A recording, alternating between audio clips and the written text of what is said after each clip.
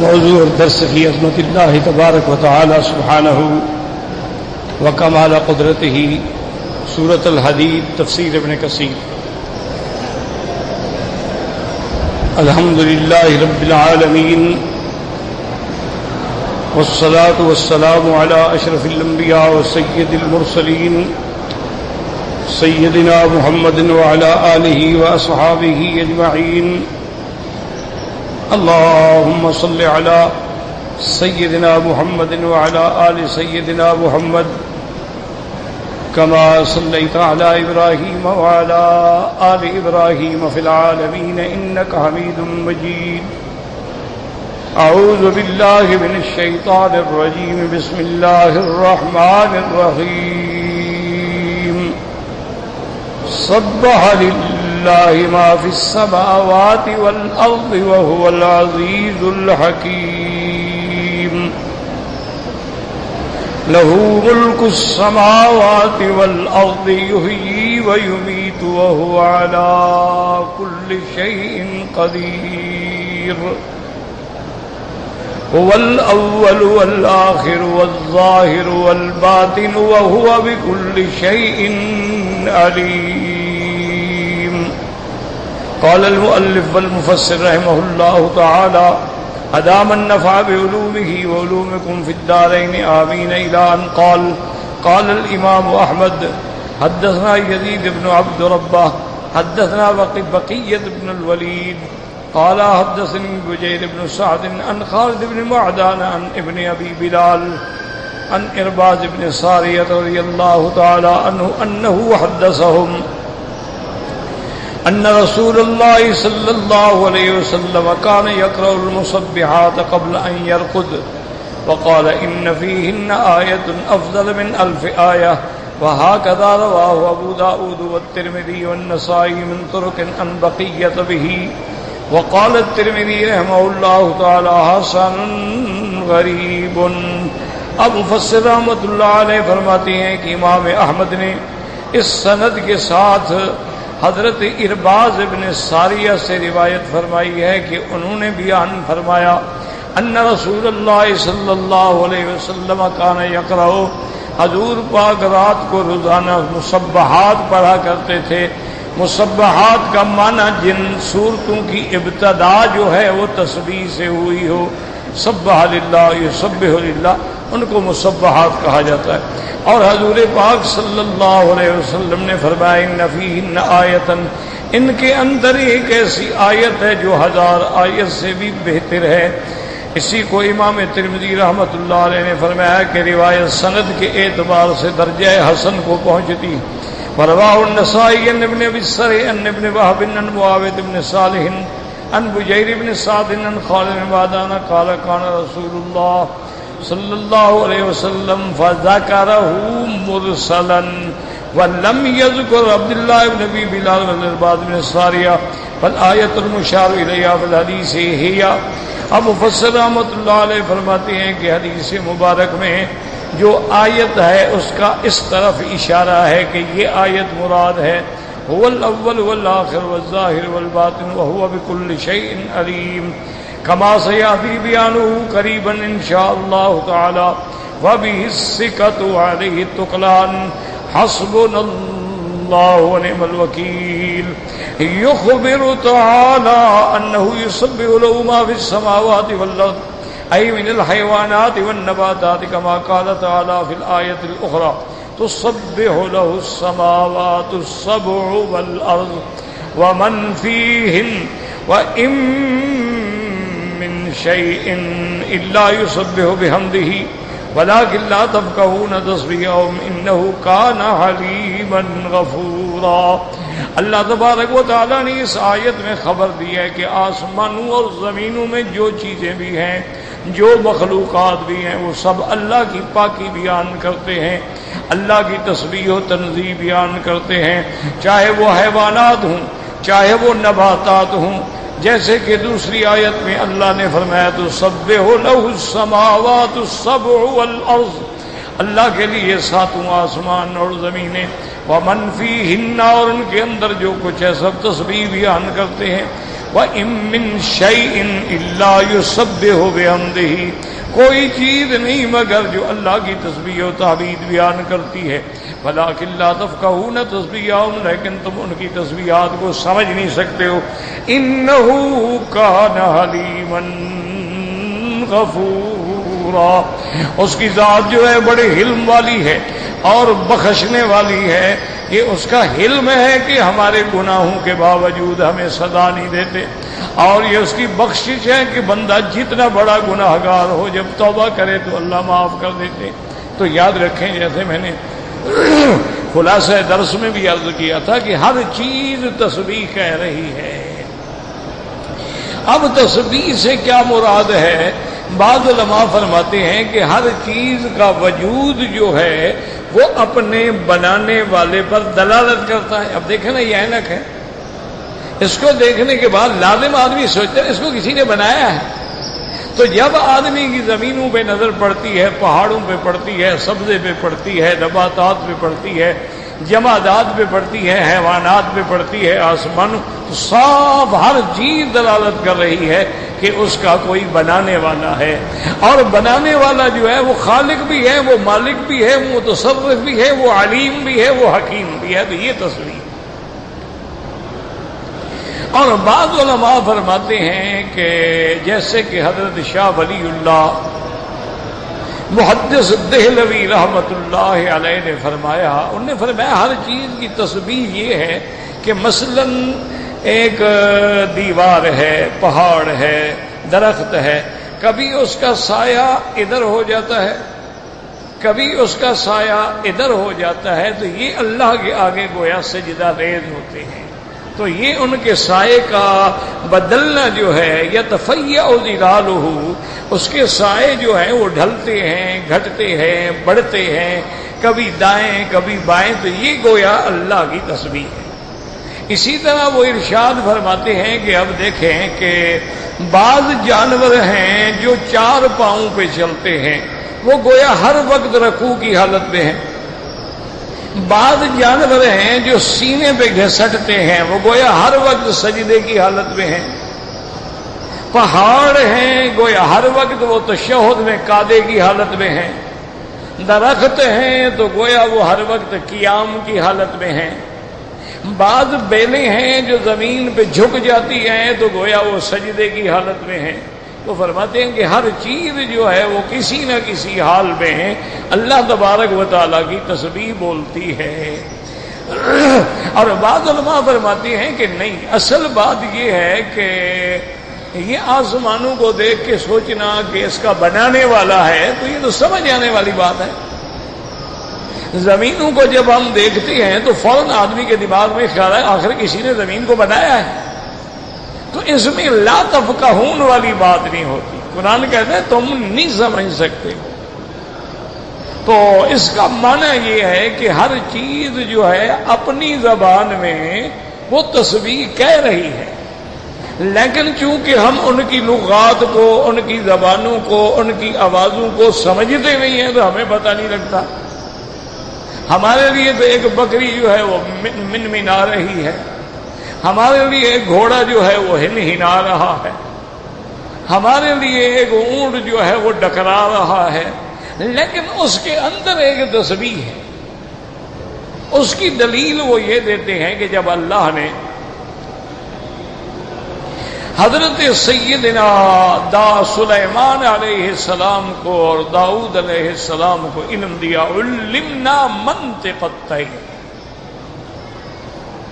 حضرت فرماتے ہیں کہ اللہ نے ہمیں علم دیا ہے کہ ہم پرندوں کی بولی سمجھتے ہیں، جس کا معنی ہے کہ پرندہ بولتا ہے، وہ اپنی زبان میں کچھ کہتا ہے جس کو ہم نہیں سمجھ سکتے، لیکن حضرت سلیمان علیہ السلام سمجھتے تھے. جیسے کہ ہدہد نے آ کر حضرت سلیمان علیہ السلام سے عرض کیا کہ انی احطت بما لم تحط بہ. یہ لفظ تو نہیں کہے نا، اس نے تو اپنی زبان میں کہے. یہ تو اللہ تبارک و تعالیٰ قرآن میں اس کے الفاظ کا ترجمہ بیان فرما رہے ہیں، ورنہ ہدہد عربی تھوڑی بولتا تھا. تو یہ عربی کلام خدا ہے، یہ تو اللہ اس کی زبان کا ترجمہ بنا کر ہمیں بتلا رہے ہیں.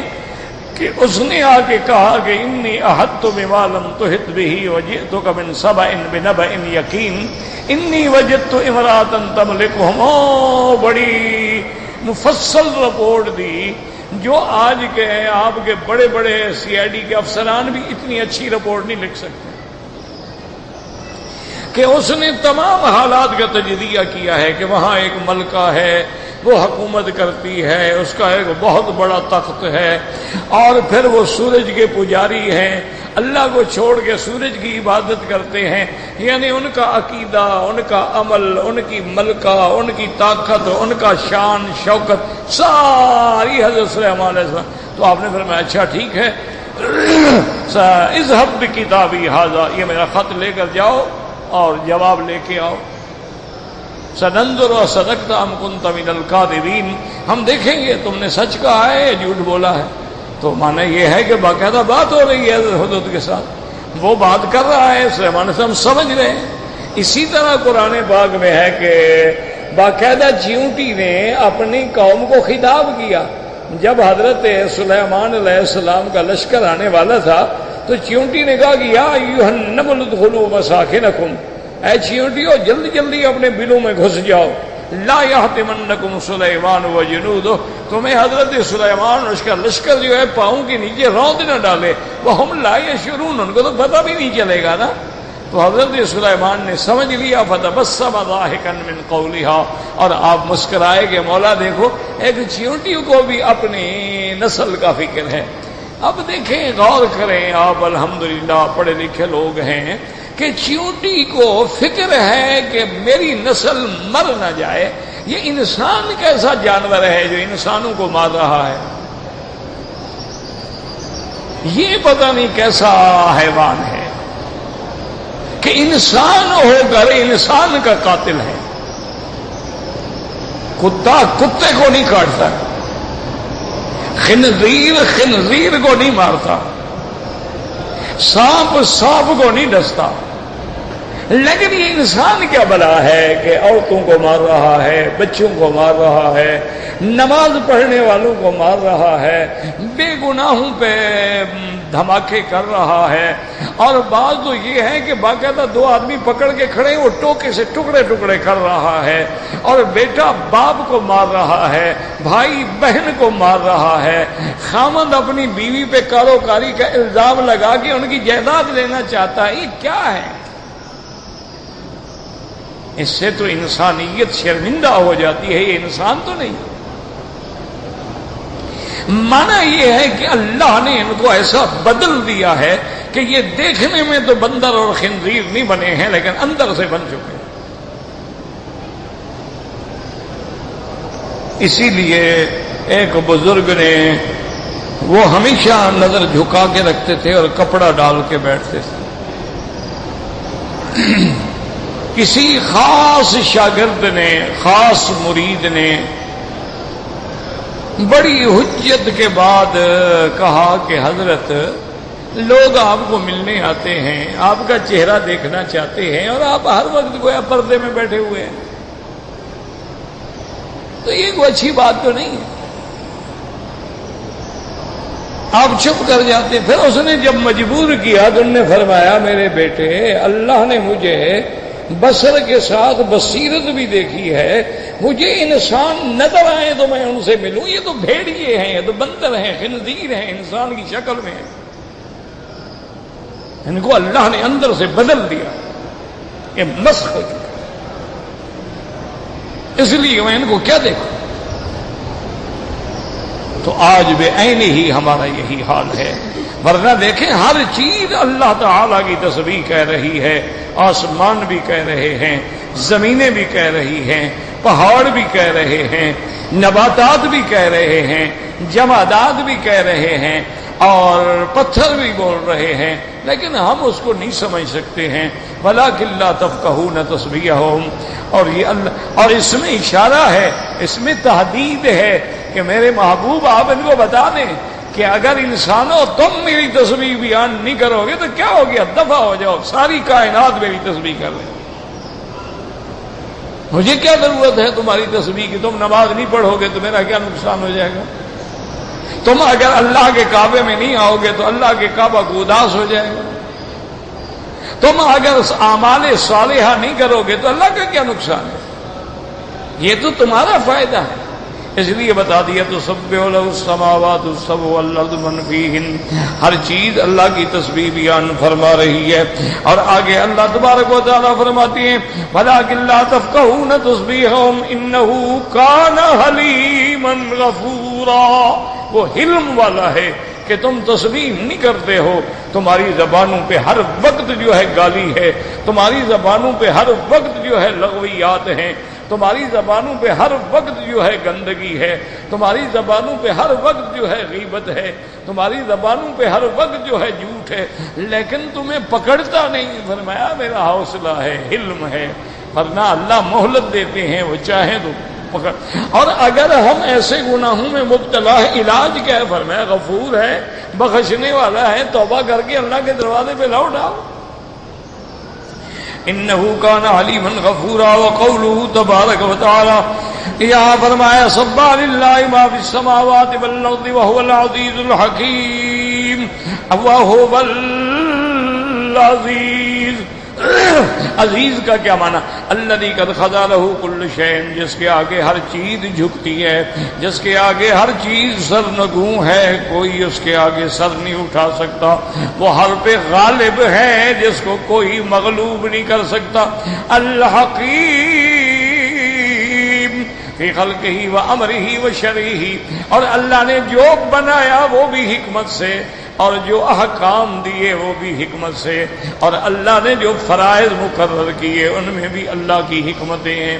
اور آگے فرماتے ہیں لہ ملک السماوات والارض یحیی و یمیت هو المالک والمتصرف فی خلقہ ویحیی و یمیت ویعطی من یشاء من یشاء.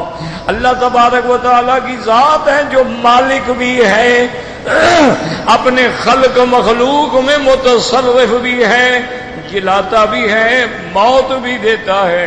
وَيُؤْتِي مَا يَشَاءُ مَن يَشَاءُ مَا يَشَاءُ، اور جس کو چاہے جو چاہے دے دے، اور جس سے چاہے جو چاہے چھین لے. تو عز من تشاء وتذل من تشاء بیدک الخیر انک علی کل شیء قدیر. عزت جس کو چاہے دے دے، ذلت جس کو چاہے دے دے.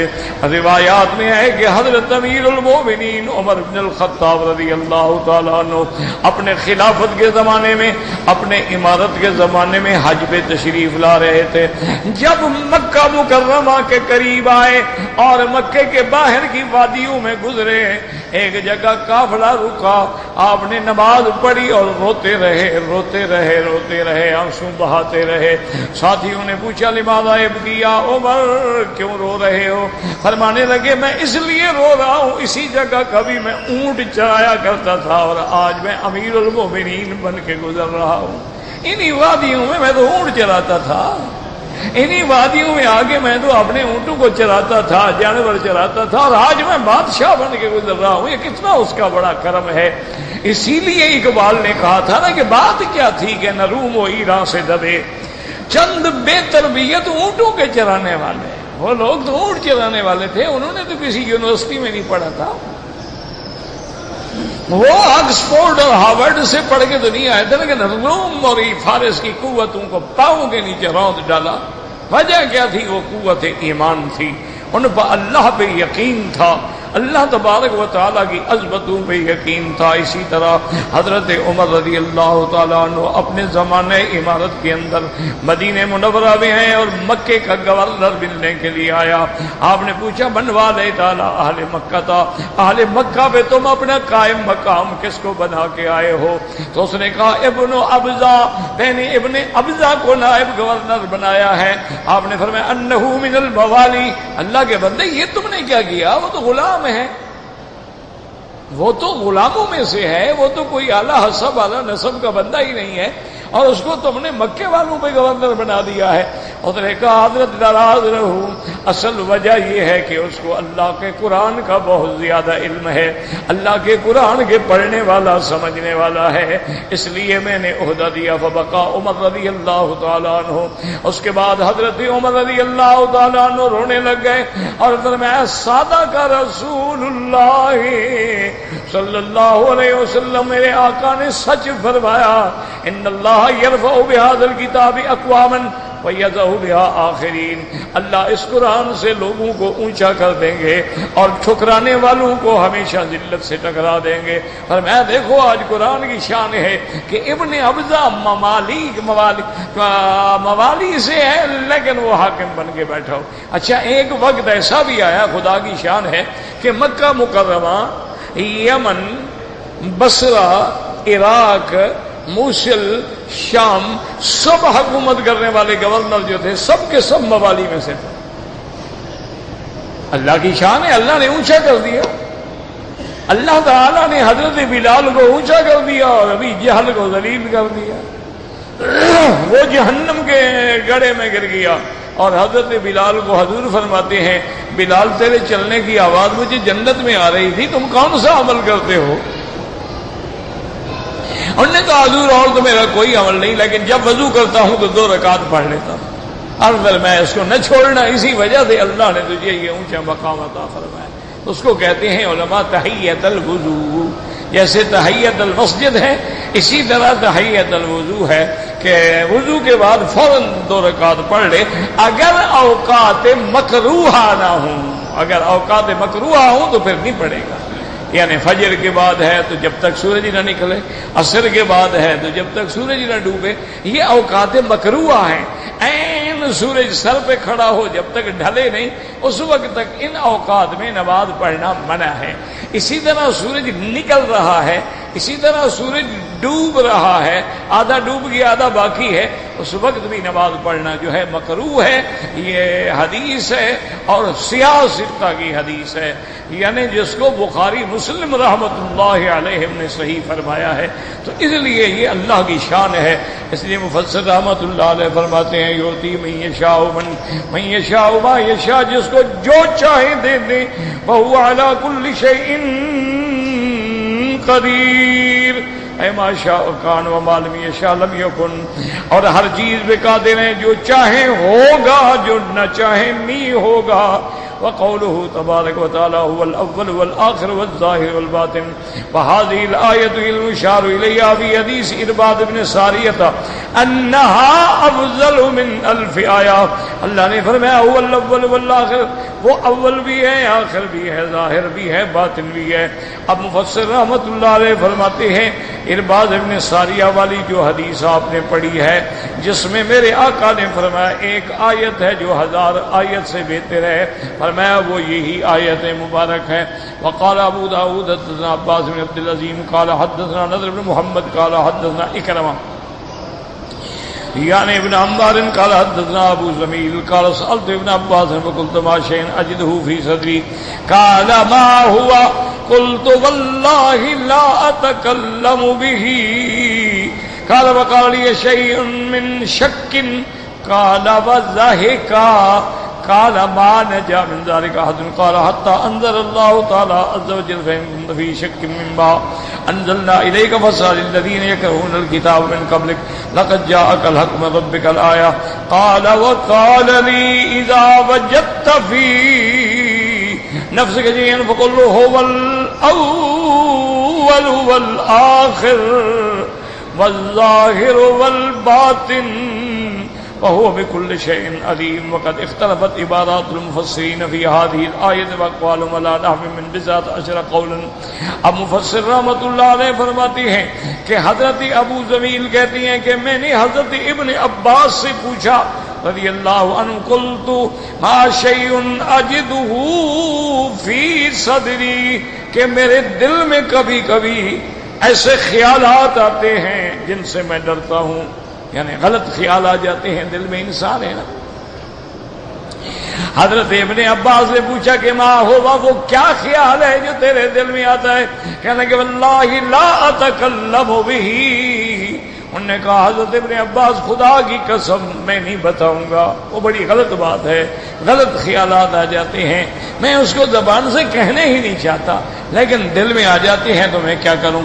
قال وقال لي شيء شك، آپ نے حضرت ابن عباس نے فرمایا معلوم ہوتا ہے کہ تمہیں کسی مسئلے میں شک ہو جاتا ہے کہ کیا واقعی یہ اللہ کا حکم ہے نہیں ہے، اللہ کا قرآن میں ہے نہیں ہے، تو ایسی کوئی چیز ہے، تو وہ ہنس پڑے کرنے لگے ہاں چیز تو ایسی ہے۔ تو آپ نے فرمایا گھبراتے کیوں؟ ما نجا من ذالک احد، کوئی بندہ بھی نہیں بچ سکتا، کسی نہ کسی کو شک تو ہوتا ہے، شک تو دل میں آ جاتا ہے۔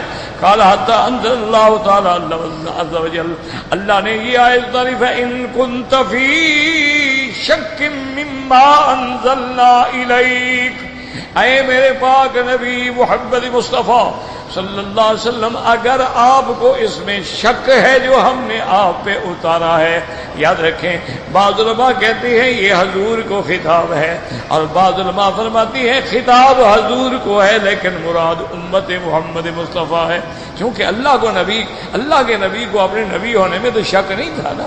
تو اس کے بعد فرماتی ہیں اللہ پاک نے فرمایا فَاسْأَلِ الَّذِينَ يَقْرَؤُونَ الْكِتَابَ مِن قَبْلِكَ لقد جاءك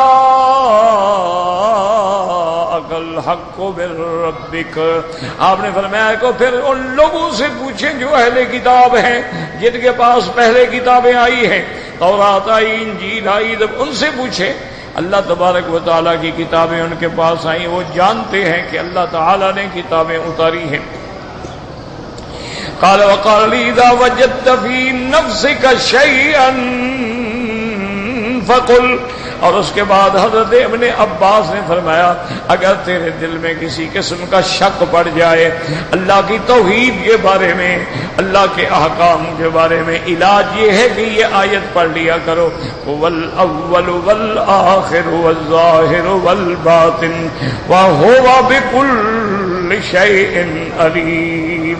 اور یاد رکھو کہ انہی آیات مبارکہ سے فقہا نے، علماء نے یہ مسئلہ نکالا ہے کہ اگر کسی چیز کا علم نہ ہو تو علم والے سے پوچھو، یہ مسئلہ یہ ہمیشہ یاد ہے۔ بعض لوگ کہہ دیتے ہیں نا کہ فَاسْأَلُوا أَهْلَ الذِّكْرِ إِن كُنتُمْ، یہ اہل کتاب سے کسی کے بارے میں ہو حکم عام ہوتا ہے، تو اس لیے قاعدہ یہ ہوا کہ اگر آپ کو علم ہے تو پوچھنے کی ضرورت نہیں، اور اگر آپ کو علم نہیں ہے تو پھر علم والے سے پوچھنا پڑے گا۔ اسی کو علماء نے ایک خلاصہ بیان کیا ہے، یوں سمجھ لو وہ کہتے ہیں یا تو آدمی میں علم ہوگا، علم ہوگا، علم ہوگا، ایک نیا مسئلہ پیش آ گیا تو اجتہاد کرے گا، ایک نئی چیز سامنے آ گئی بھی لاؤڈ سپیکر پہ نماز ہو سکتی ہے نہیں ہو سکتی، کیونکہ حضور کے زمانے میں تو لاؤڈ سپیکر نہیں تھا۔ اچھا اب بھی جو بڑے متقی عابد پرہیزگار لوگ ہیں وہ اب بھی نہیں پڑھتے، یہ ان کا اپنا ایک ذوق ہے۔ یہاں پر ایک بہت بڑے شیخ تھے، میں نے ان کی زیارت نہیں کی، وہ الاحساء کے رہنے والے تھے، شاید ابو بکر ان کا نام تھا رحمت اللہ علیہ، بڑے عابد، بڑے زاہد۔ تو اتفاق یہ ہوا کہ کسی بڑے آدمی کی بیٹی پر جنات نے قبضہ کر لیا۔ جن جو ہے نا اللہ معاف فرمائے، کبھی لڑکیوں کو پکڑ لیتے ہیں، کبھی لڑکوں کو پکڑ لیتے ہیں، ان کی عورتیں لڑکوں پہ عاشق ہو جاتی ہیں، کبھی ان کے مرد لڑکیوں پہ عاشق ہو جاتے ہیں۔ ایسا وہ جن اس پہ مسلط ہوا کہ وہ بیچاری کپڑے نہیں پہن سکتی تھی، ہر وقت بغیر کپڑوں کے اس کو رہنا پڑتا تھا، کپڑے پہن بھی بس دورہ ہو جاتا تھا۔ مجبور ہو کر اس کے والدین بڑے لوگ تھے، بڑے پیسے والے لوگ تھے، بڑے بڑے عاملوں کو، بڑے بڑے لوگوں کو بلایا لیکن کوئی فائدہ نہ ہوا، حتیٰ کہ مجبور ہو کر جب اس کو کپڑے پہناتے تو پھر اس کے ہاتھ پاؤں باندھ دیتے تھے ورنہ وہ نکال دیتی تھی۔ تو کسی نے اس شیخ کے بارے میں بھی بتایا کہ بھئی ان کے پاس جاؤ. تو وہ اپنی لڑکی کو لے کے حضرت کی خدمت میں آئے. تو حضرت اس وقت تقریباً عصر کی نماز پڑھ کے مسجد سے نکل رہے تھے. تو آگے دیکھا بہت سارے آدمی کھڑے ہیں. خادم سے پوچھا کیا بات؟ نے کہا حضرت ان کی لڑکی کو بڑی شدید تکلیف ہے, کسی جن نے قبضہ کیا ہوا ہے, وہ بیچاری کو کپڑے بھی نہیں پہننے دیتا, شریف خاندان کے لوگ ہیں, بڑے پریشان ہیں. اس لڑکی کو لے کے آئے ہیں. لڑکی کو لے آئے, فرمایا لے آؤ لے آؤ. وہ لے آئے, دیکھا تو اس کے ہاتھ بھی باندھے ہوئے ہیں, پاؤں میں بھی باندھے ہوئے ہیں. نے کہا یہ کیا باندھا کیوں؟ نے کہا حضرت اگر ہاتھ پاؤں کھولتے ہیں کپڑے اتار دیتی ہے. تو حضرت نے بڑے غور سے دیکھا اور 3 دفعہ تھوک دیا. کھول لو. نے کہا اب حضرت آپ فرماتے ہیں. میں نے کہا کھول دو. کھول دیا. لڑکی بیچاری جلدی سے کپڑے لے کے پردہ کر کے بیٹھ گئی. جن شن لو بھاگ گیا. انہوں نے کہا لے جاؤ, ٹھیک ہو گئی. اب وہ بیچارے ڈرے ہوئے تھے کہ حضرت نے انہوں نے کہا اللہ کے بندے بس جو میں نے پڑھنا تھا پڑھ دیا ہے, اب یہ ٹھیک ہے, اب وہ جن نہیں آئے گا, جاؤ. چلے گئے. اب انہوں نے کوشش کی حضرت کو ہدیہ دینے کی. انہوں نے بتایا میری یہ زندگی کا معمول ہے کہ اگر کوئی آدمی مجھ سے کوئی پانی پڑھاتے ہیں, کوئی دعائیں پڑھاتے ہیں, تو میں اس سے ہدیہ نہیں دیتا. ہدیہ وہ ہوتا ہے کہ بندے کو بغیر سوچے سمجھے, بغیر کسی کام کے, بغیر طمع کے, بغیر اشراف کے کوئی آگے دے. تو ان لوگوں نے پھر یہ کیا کہ بھئی حضرت کے گھر تک سڑک بھی بنوا دی اور بجلی بھی لگوا دی پورے گاؤں میں. انہوں نے کہا حضرت تو ہدیہ لیتے نہیں. تو پورے گاؤں میں بجلی لگ گئی. تو آپ نے اپنے خادم کو بلایا کہ بھائی وہ بجلی سنا ہے لگ رہی ہے, میرے گھر میں اور میری مسجد میں نہ لگانا. اب بیٹوں نے, اولادوں نے کہا حضرت مہربانی کریں, بجلی آ گئی ہے, اندھیرے میں آپ کو تکلیف ہوتی ہے, بڑھا. فرمایا کہ میرے محبوب کی مسجد میں بجلی نہیں تھی, میں نہیں برداشت کر سکتا. فرمایا میرے مدنی سرکار کے گھر میں بجلی نہیں تھی, میں نہیں برداشت کر. ساری دنیا لگا لو لیکن میں نہیں لگاؤں گا جب تک زندہ ہوں. یہ ذوق ہوتا ہے. اب یہ شریعت کا حکم نہیں ہے, یہ شریعت کا حکم نہیں ہے کہ بجلی نہ لگاؤ. لگاؤ, اللہ نے نعمت دی ہے, فائدہ اٹھاؤ. لیکن جو عشق کے مقام کے لوگ ہوتے ہیں ان کا تو پھر ذوق بھی اپنا ہوتا ہے نا, شوق بھی اپنا ہوتا ہے نا. وہ کہتے ہیں اپنے غلاموں کو بھی آج روٹی جو بچ جائے نا اس کو رات کو رکھ دینا, صبح ناشتے میں لے آنا. تو لوگ کہتے ہیں حضرت ابھی تازہ بنا تھا نا. بھائی یہ کل کی روٹی ہے نا, اس کا زمانہ قریب ہے نا میرے مدنی محمد مصطفیٰ. تو آج تو ہم ایک دن دور ہو گئے نا.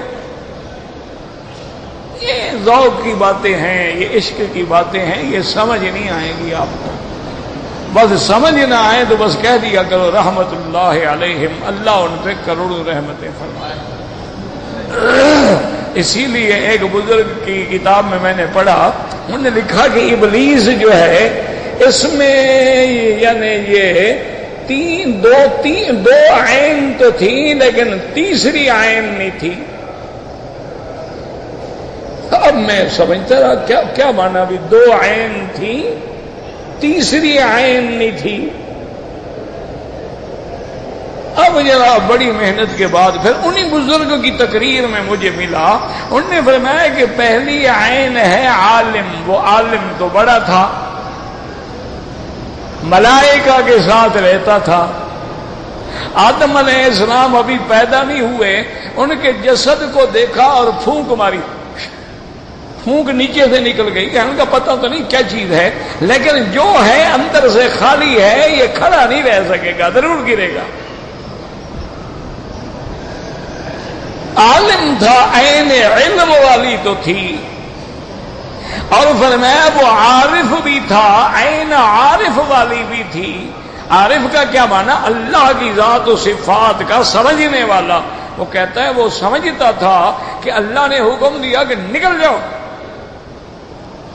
تم پہ قیامت تک میری لعنت ہے، فاخرج منها فإنك رجيم وإن عليك لعنتي إلى يوم الدين، تم مردود ہو، نکل جاؤ۔ تو یہ جلال کا وقت ہے، غضب کا وقت ہے، لیکن کہتے ہیں رب انظرنی إلى يوم يبعثون، اللہ میاں مجھے مہلت دے دو۔ کیوں؟ وہ عارف تھا، وہ جانتا تھا یہ خالق ہے، بندہ نہیں ہے کہ اگر غضب ہو اور جلال ہو تو غصے میں غلط فیصلہ کر دے، وہ تو غلط فیصلے سے پاک ہے۔ اسی لیے حکم ہے نا کہ قاضی کو اگر کسی بات پہ غصہ ہو تو فیصلہ نہ کرے، ہو سکتا ہے کہ غصے میں غلط فیصلہ کر جائے۔ اسی لیے حکم ہے نا کہ آدمی اگر بیوی سے لڑ کے نکلا ہے تو گاڑی نہ چلائے، ہو سکتا ہے نا غصہ بیوی کا اور گاڑی مارے دیوار میں سر ٹکرا دے۔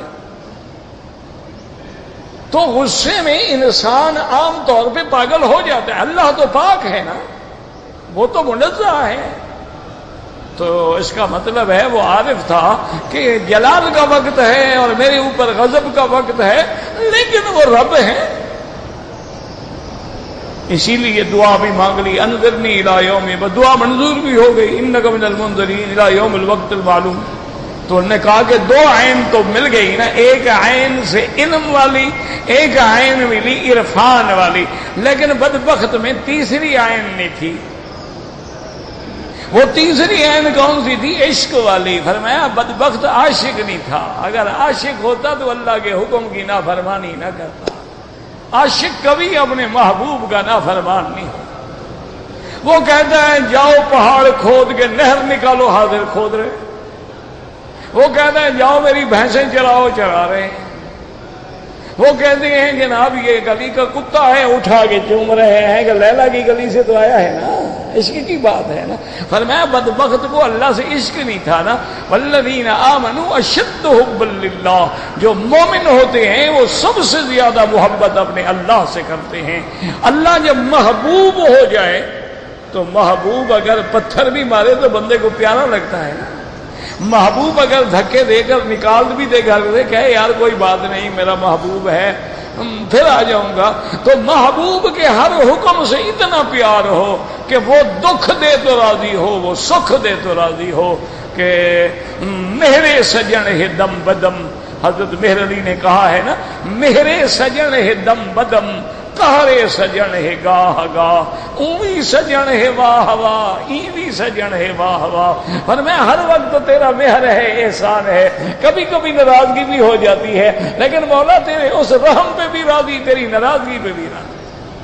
رضینا باللہ ربا وبالاسلام دینا وبمحمد نبیا ورسولا صلی اللہ علیہ وسلم۔ تو فرمایا بدبخت میں وہ عین عشق والی نہیں تھی، اگر اللہ کا عاشق ہوتا تو کبھی نہ فرمانی۔ اللہ نے فرمایا جھک جاؤ، جھک گیا۔ اسجدوا لآدم، سجدوا، گر گئے۔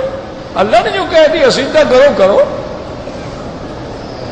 اس لیے فرماتے ہیں کہ اگر ایسے شکوک و شبہات دل میں آئیں تو اس کا علاج کیا ہے؟ یہ آیت پڑھا کرو، هو الاول والآخر والظاہر والباطن وهو بكل شيء علیم۔ اب مفسر رحمۃ اللہ علیہ نے ان آیات میں کوئی 10 سے بھی زیادہ اقوال نقل کیے ہیں۔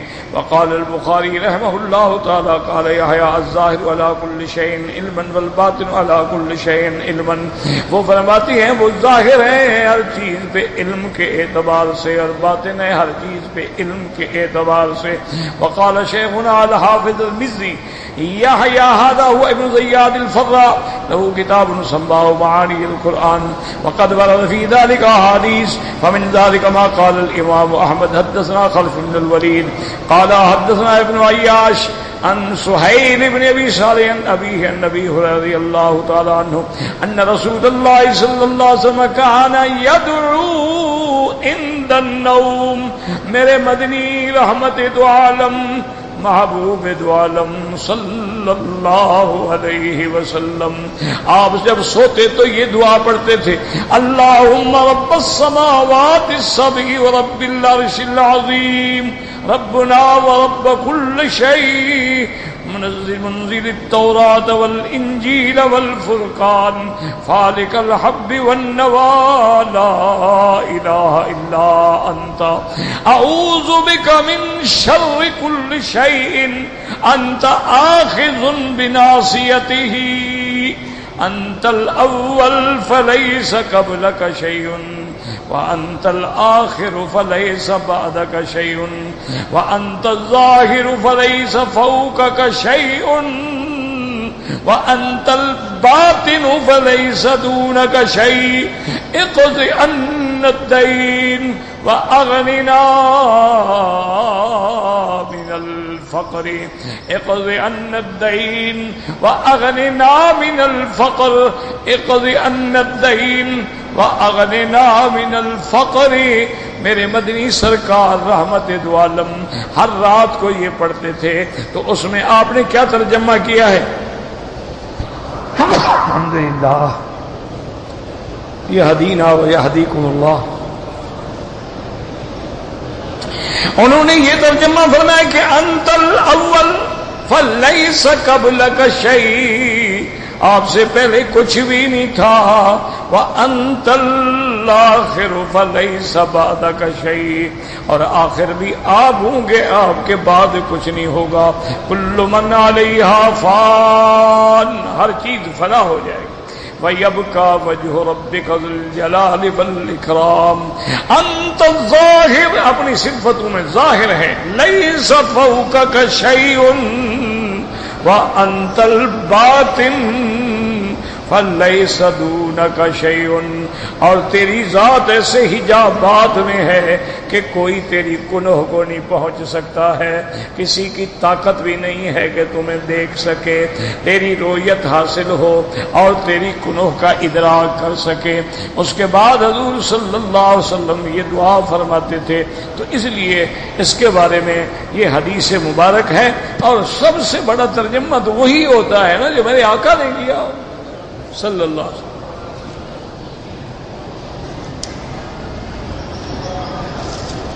کہتا ہے جی کہ اگر کسی آدمی نے کسی لڑکے پہ خرچ کیا اور اس کو حافظ قرآن بنایا تو انشاءاللہ اللہ اس کو بھی بہت بڑا اجر دیں گے، بہت بڑا ثواب دیں گے. اور وہ جب تک پڑھتا رہے گا، پڑھاتا رہے گا، تجھے تو ثواب ملتا رہے گا نا. علم ينتفع به.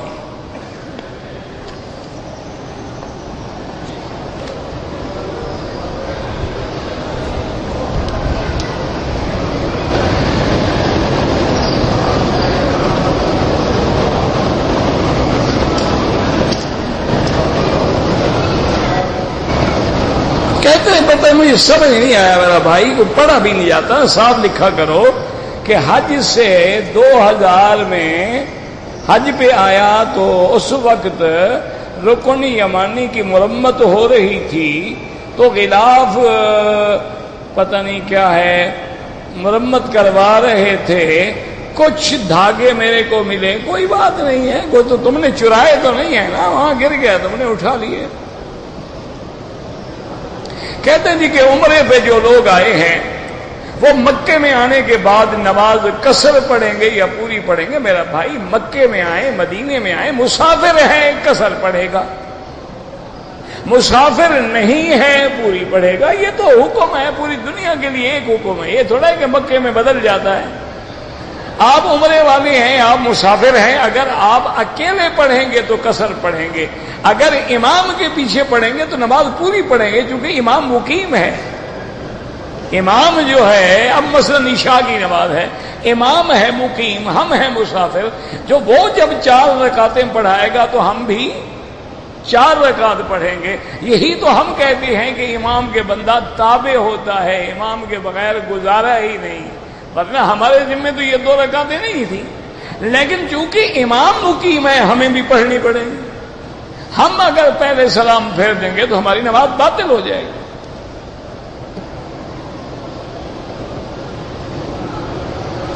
کہتے ہیں جی کہ فرض کے دوران میں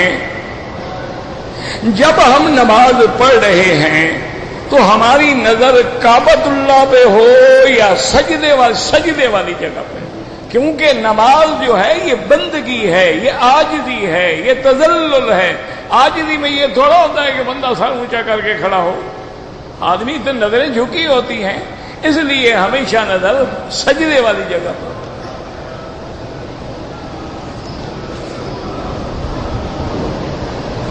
کہتا جی کہ کچھ لوگ جو ہیں داڑھی کو اور سر کے بالوں کو رنگ لگاتے ہیں، سیاہ نہ لگائیں، باقی تو جو بھی رنگ ہو وہ جائز ہے، بلکہ لگانا چاہیے۔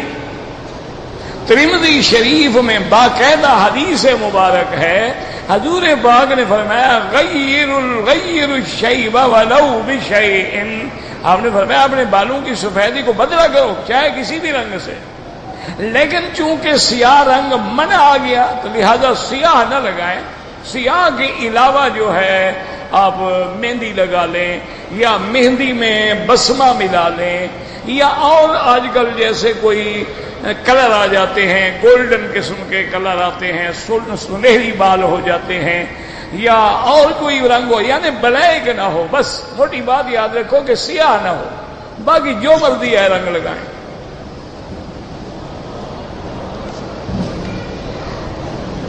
عورت کا احرام کیا ہے؟ عورت کا احرام نیت ہے کہ نیت کی لبیک پڑی، اسی لباس میں رہے گی، اس کا احرام ہو گیا۔ اس کو نہ کپڑے بدلنے ہیں، نہ رومال باندھنے ہیں، نہ سفید کپڑے پہننے، جو لباس ہے وہی اس کا احرام ہے، اسی لباس میں رہے گی۔ اور لبیک اللہم لبیک لبیک لا شریک لک لبیک، وہ تو بال باندھ دیتی ہیں کہ بال کھل نہ جائیں، بال گر نہ جائیں، لیکن بہت بڑی غلطی کرتی ہیں ہماری بیٹیاں کہ وضو کرے تو اس کے اوپر مسح کر دیتی ہیں۔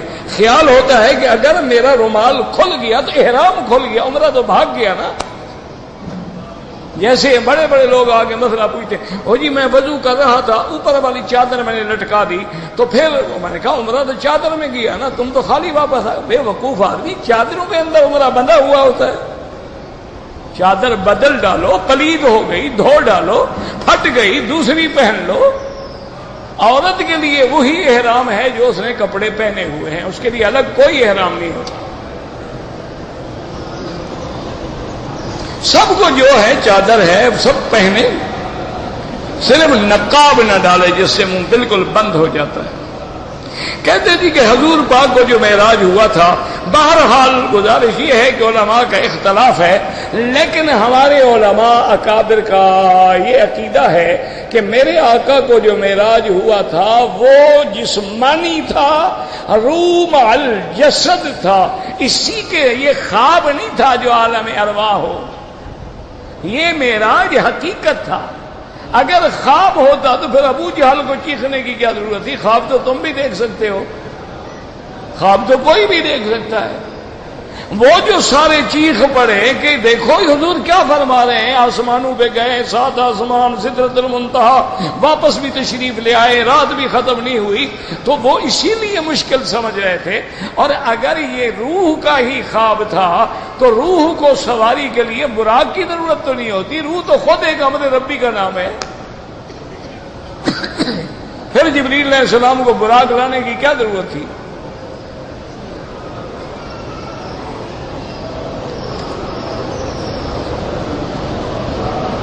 میرا بھائی، عمرہ کرنے کے بعد حج کرنا فرض نہیں ہوتا۔ حج جن پہ فرض ہے عمرہ نہیں بھی کیا تو فرض ہے۔ وہ تو علماء یہ کہتے ہیں کہ مثلا اشہر حج میں آ گیا، عمرہ کر لیا، بھی اب حج کے چند دن باقی ہیں تو حج بھی کر لو، ورنہ حج فرض نہیں ہوتا ہے۔ اچھا پھر ویزا عمرے کا ہے، تمہیں رہنے کی اجازت ہی نہیں ہے، جب حکم ہی نہیں ہے تو حج کیسے فرض ہو گیا؟ اپنا عمرہ کریں، اپنے وقت مقرر کے مطابق واپس جائیں۔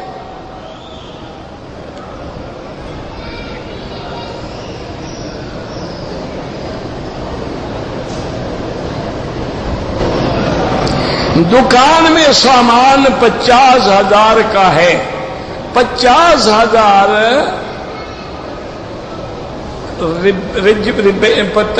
ریمنٹ کا ہے، مجھے نہیں سمجھ۔ بہرحال 50,000 نقد ہے، 50,000 کا دکان میں سامان ہے، تو زکوٰۃ آپ 1 لاکھ کی دیں گے، اس سامان کی بھی قیمت کی زکوٰۃ دیں گے نا آپ۔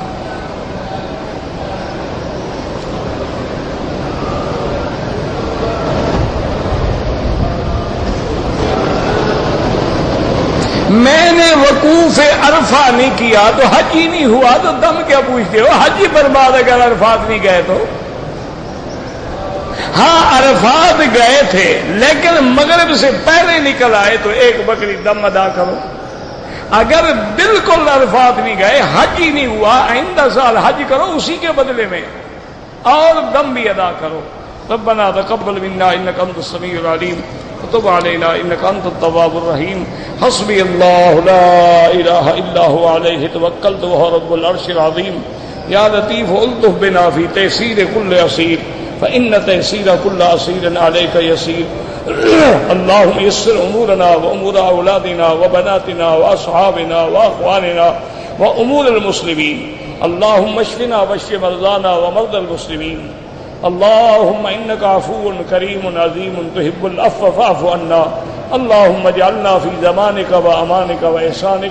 وصلى الله تعالى على خير خلقه سيدنا محمد وعلى آله واصحابه اجمعين۔